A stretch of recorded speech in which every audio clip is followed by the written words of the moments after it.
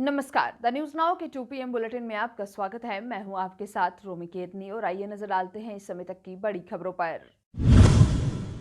पाकिस्तान अपनी नापाक हरकतों से बाज नहीं आ रहा है। आए दिन संघर्ष विराम का उल्लंघन कर आतंकियों को घुसपैठ कराने की फिराक में है। इसी क्रम में पाकिस्तानी सेना ने पुंछ जिला के शाहपुर कस्बा और केरनी सेक्टर में संघर्ष विराम का उल्लंघन किया है।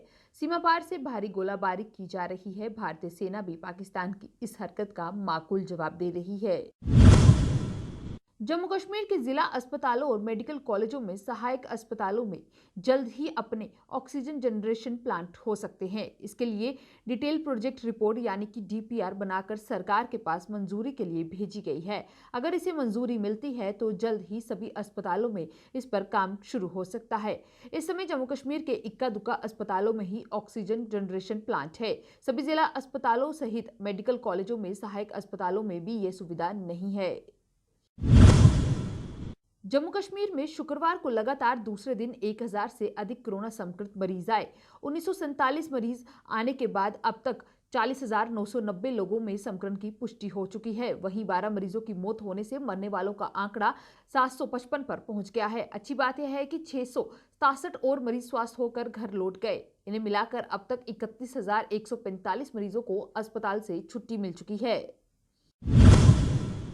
प्रदेश में अवसंरचना विकास और निर्माण की विभिन्न योजनाओं में देरी के नोटिस लेते हुए उपराज्यपाल मनोज सिन्हा ने कहा कि समय पर परियोजनाओं को पूरा करने के लिए आवश्यक प्रोत्साहन की एक नीति तैयार की जाएगी। समय पर काम पूरा करने वाली संस्थानों और अधिकारियों को विभिन्न प्रकार की सुविधाएं प्रोत्साहन दिए जाएंगे। उन्होंने ये घोषणा की जब एक उच्च स्तरीय बैठक में कश्मीर प्रांत में जारी अवसंरचना विकास की सभी प्रमुख मेगा परियोजनाओं की समीक्षा की।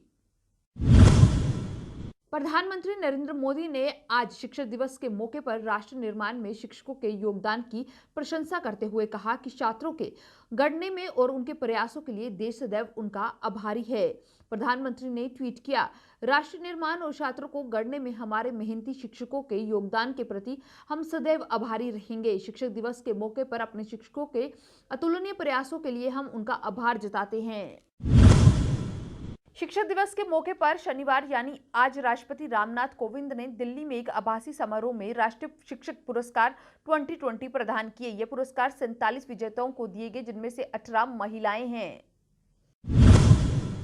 भारत में कोविड-19 संक्रमण के मामलों का आंकड़ा 40 लाख को पार कर गया है। देश में 30 लाख मामलों में से 40 लाख होने में महज 13 दिन का समय लगा है। इसका मतलब यह है कि पिछले 13 दिनों में कोरोना संक्रमण के 10 लाख मामले सामने आए हैं। वहीं बीमारी से ठीक होने वाले लोगों की संख्या में भी इजाफा हुआ है। अब तक 31 लाख से ज्यादा लोग ठीक हो चुके हैं। दिल्ली के मुख्यमंत्री अरविंद केजरीवाल ने शनिवार यानी आज प्रेस कॉन्फ्रेंस कर राजधानी में कोरोना संक्रमण के हाल पर जानकारियां दी। उन्होंने कहा कि लोग बीमार तो पड़ रहे हैं लेकिन ठीक भी हो रही हैं। हम पहले 20,000 टेस्ट करते थे, जिसे बढ़ाकर 40,000 कर दिया गया है। ऐसे डबल टेस्टिंग करके हमने कोरोना पर हमला किया है। मुझे आंकड़ों की चिंता नहीं है, आपकी सेहत की चिंता है। दिल्ली में फिर से कोरोना के बढ़ते मामलों पर केजरीवाल ने कहा कि राजधानी में ऐसा इसलिए हो रहा है कि हमने टेस्टिंग को बढ़ा दिया है। अगर हम दिल्ली में फिर से टेस्टिंग कम कर दे तो मरीजों के आंकड़े में भी कमी आ जाएगी। विदेश मंत्री एस जयशंकर ने कहा है कि कोविड-19 महामारी के दौर में भारतीय दवा कंपनियों ने बड़ी परिपक्वता के साथ मोर्चा संभाला। हमने न सिर्फ देश बल्कि दुनिया की जरूरतों को पूरा करने में अहम भूमिका निभाई। उन्होंने कहा कि भारत लगातार बदलाव की प्रक्रिया से गुजर रहा है और स्वास्थ्य, आवास, बुनियादी ढांचा, शिक्षा से लेकर सामाजिक लाभ तक हर क्षेत्र में व्यापक सुधार हुआ है। पूर्वी लद्दाख में सीमा पर बड़े तनाव के बीच रक्षा मंत्री राजनाथ सिंह और चीन के रक्षा मंत्री के बीच वार्ता समाप्त हो गई है। यह वार्ता 2 घंटे 20 मिनट तक चली। रूस की राजधानी मॉस्को में एक प्रमुख होटल में रात 9:30 बजे वार्ता शुरू हुई थी। भारतीय प्रतिनिधिमंडल ने रक्षा सचिव अजय कुमार और रूस के भारत के राजदूत DB के वेंकटेश वर्मा भी थे। सरकारी सूत्रों के मुताबिक बाद में रक्षा मंत्री राजनाथ सिंह और चीनी रक्षा मंत्री के बीच हुई लंबी वार्ता का केंद्र बिंदु पूर्वी लद्दाख में तनाव कम करने के बीच का रास्ता निकालने पर ही टिका रहा।